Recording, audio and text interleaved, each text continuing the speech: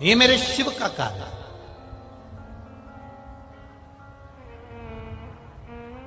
सौ साल की उम्र यदि आपको चाहिए तो 100 साल का भजन भी तो होना चाहिए।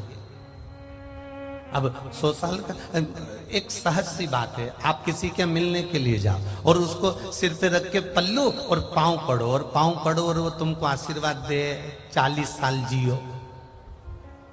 कितने साल?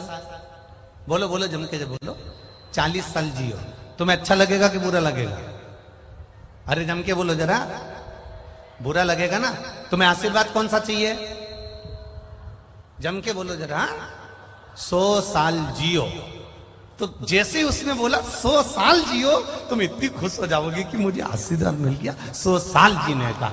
और जैसे ही किसी के चरण छुए, प्रणाम करा, पांव पड़ा, किसी को नमन करा और किसी ने कह दिया 30 साल जियो, तो कितना बुरा लगे।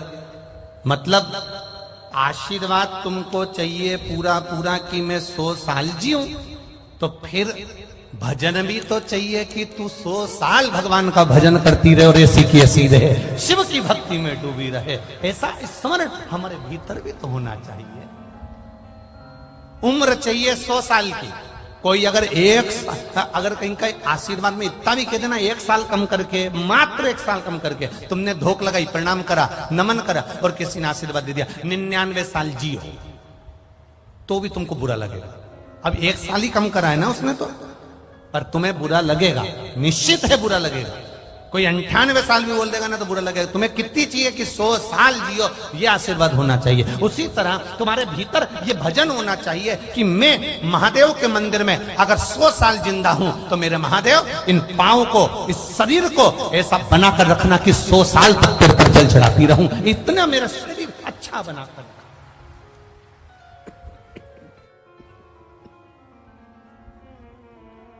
100 साल तक मैं आपके मंदिर आती रहूं।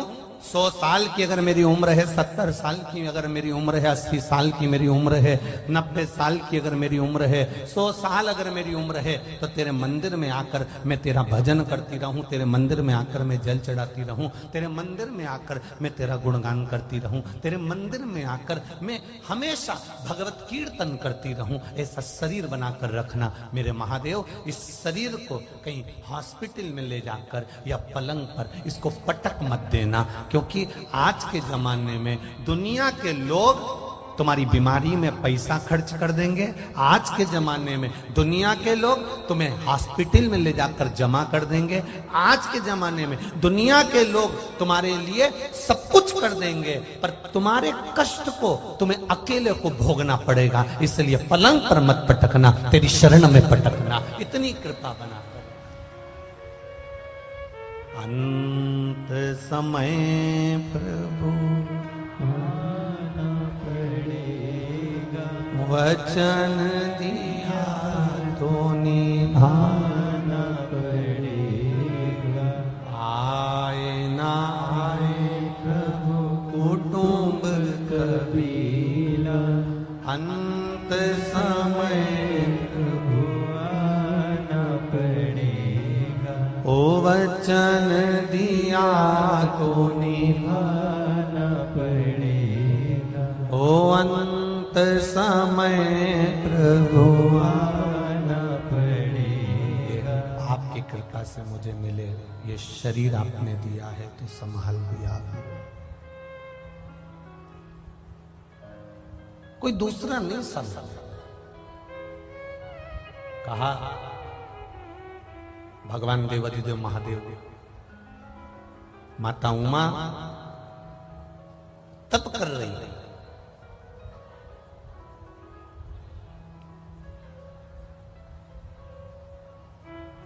और माता उमा एक अंगूठे पर अपना पांव टिकाकर तप में लीन है, और तप में लीन होने पर देवाधिदेव महादेव ने आकर उनको दर्शन दिया।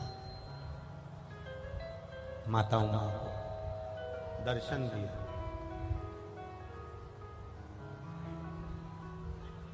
और दर्शन दिया। माता उमा ने मांगा क्या? कि ये संपूर्ण ब्रह्मांड में देवताओं के पास में नवनिधियां हैं। नवनिधि केवल देवताओं के पास में विराजमान है।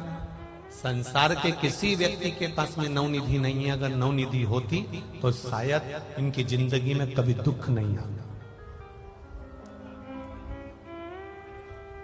इनके जीवन में कभी तकलीफ नहीं आती, इनके जीवन में कभी कष्ट नहीं आता अगर नवनिधि इनके पास में होती।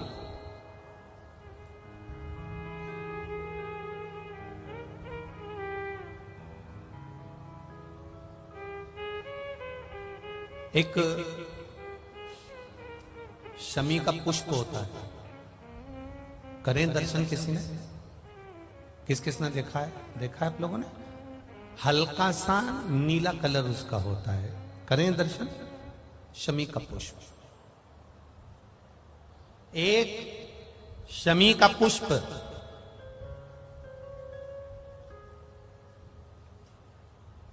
12 महीने की शिवरात्रि आती है। 12 महीने एक ठेला चलाने वाला, रोड पर बैठकर कपड़े बेचने वाला, ट्रेन में एक साधारण सा व्यक्ति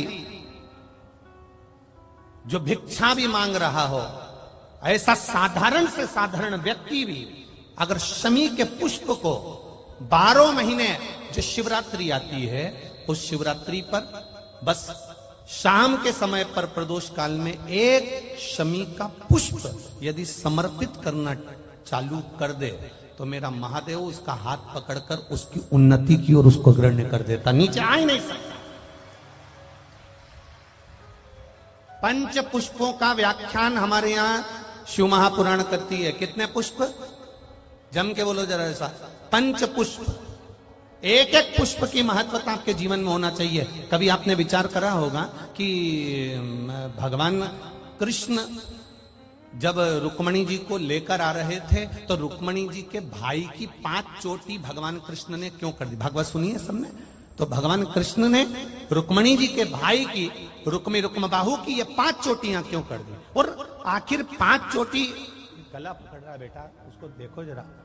5 चोटी अगर भगवान ने रुक्म बाहु की, भगवान ने कृष्ण ने रुक्मणी जी के भाइयों की अगर 5 चोटी करी, तो वो 5 चोटी करने के बाद मेरे भगवान फिर रुक्मणी जी को ले जाते शंकर भगवान की आराधना के लिए क्यों रुके? शिव की आराधना करने के लिए आखिर महादेव क्यों रुकते और क्यों वहां पर पंच पुष्प समर्पित करते?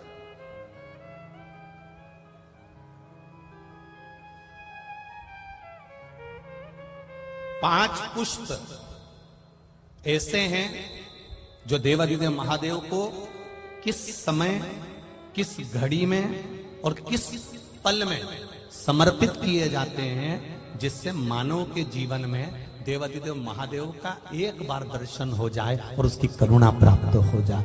पंच पुष्प। अभी तो जो कथा चल रही है वो नवनिधि चल रही है। नवनिधि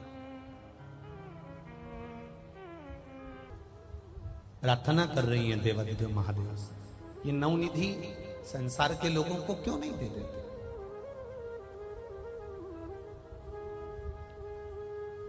इनको देते क्यों नहीं?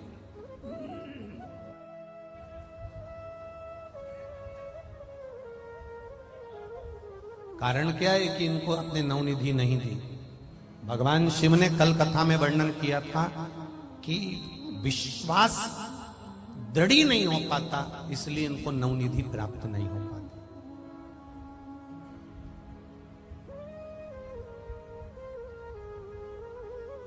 माताजी उमा भगवान महेश से बात करते करते करते करते करते करते भगवान महेश, भगवान शिव ओझल हो जाते हैं।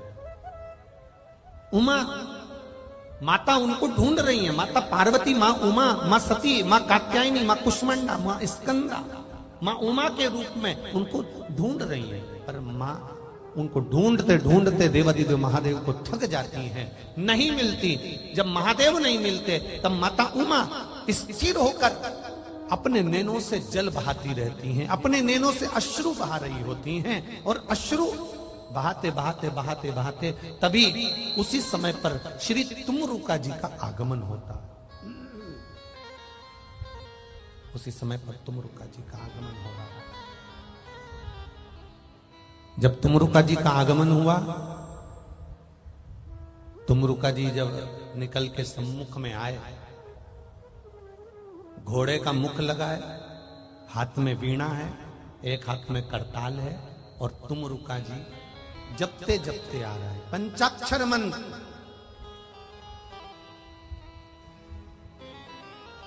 पंचाक्षर मंत्र, नमः शिवाय, ओम नमः शिवाय, नमः शिवाय, ओम नमः शिवाय। जपते जपते आ, और पहुंचे माता उमा के पास।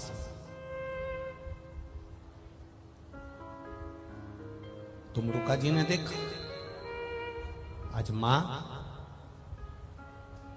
आप आंखों से आंसू बहा रही हो, नीनों से जल बहा रही हो, आप रो रही हो।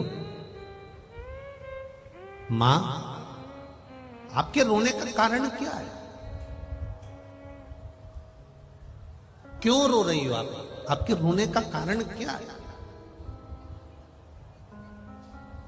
जरा ध्यान से सुनना। ग्रेटर नोएडा के जितने भक्त लोग यहां आए हैं कथा सुनने के लिए, चूकना नहीं चाहिए कथा। तुम्हारी पड़ोसन कितनी भी बात करे, आप बहुत दूर से आए हो। ऑटो वाला भी सिटी में कम पैसे ले लेगा, पर इतनी दूर आने के कम से कम 500-600 रुपए लगते होंगे। ये मेरे हिसाब से बता रहा हूं। इतनी दूर से आए हो आप, समय बर्बाद मत करना। किसी के इधर उधर अपने कानों को मत जाने देना, बहुत ध्यान लगाकर सुनना। 7 दिन की शिव पुराण हाथ से नहीं निकलना चाहिए। नवनिधि शिव पुराण की कथा है, तो जितने लोग आस्था पर सुन रहे हैं, जितने फेसबुक पर सुन रहे हैं, यूट्यूब पर सुन रहे हैं, जितने यहां सुन रहे हैं, उनकी भी झोली में नवनिधि आना चाहिए। तो नवनिधि शिव पुराण चूके नहीं। ज्यादा धूप में बैठे हो, इधर गर्मी में बैठे हो, जगह नहीं मिल रही हो, तो गाड़ियों में जाकर बैठ जाओ। जहां जगह मिले उस जगह पर जाकर बैठो, छांव में बैठकर कथा कर तत्व सुनो, पर भटके ना।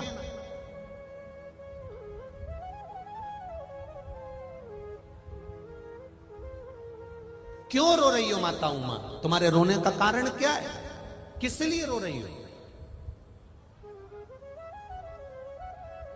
बहुत सुंदर बात यहां माता उमा का चरित्र कह रहा है। तुमको रोना भी आए ना, तुम्हारे जीवन में दुख भी आए, तुम्हारे जीवन में तकलीफ भी आए, तुम्हारे जीवन में कष्ट आए, परिवार वालों के सामने, रिश्तेदारों के सामने, कुटुंबियों के सामने, अपनों के सामने जाकर कभी मत रोना। अगर जीवन में दुख आया तो या तो किसी सदगुरु या फिर महादेव के चरणों में जाकर रोना, वो संभाल लेगा। परिवार वालों के सामने जाकर रोगे ना तो लोग कहेंगे पहले तो खूब फूली फिरती थी, अब जगत में रोती फिरती है। दुनिया वालों के सामने जाकर रोगे ना तो लोग कहेंगे पहले तो खूब ऐश्वर्य राम की जिंदगी जी ली, अब रोता फिर रहा ना।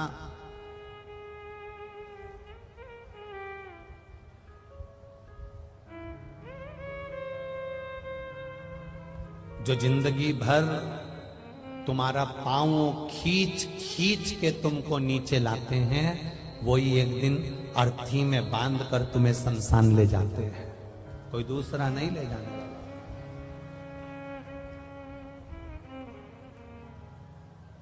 जो जिंदगी भर तुम्हारा पांव खींचकर नीचे लाने का प्रयास करते हैं, जिंदगी भर तुम्हें ताना देते रहते हैं, जिंदगी भर तुम्हें कोसते रहते हैं, जिंदगी भर तुम्हारे ऊपर उंगली उठाते रहते हैं, जिंदगी भर तुम्हारे अपशब्द पे ताने पर ताने देते रहते हैं, जिंदगी भर तुमको आड़ा टेढ़ा कहते रहते हैं, जिंदगी भर तुम्हारी निंदा करते रहते हैं, जिंदगी भर तुम्हारी बुराई करते रहते हैं, और तुम्हारे मरने पर सबसे पहले आकर खड़े होंगे और तुमको बांध कर आंख में आंसू भरते हुए शमशान तक लेकर यही जाएंगे। क्योंकि इनकी जिंदगी निकल गई निंदा करते करते, चुगली करते करते, बुराई करते करते। अब मौका मिला है इस कलेजे को ठंडा करने का, इसलिए शमशान तक भी लेकर यही जा रहा। तो किसके आगे रोए हम?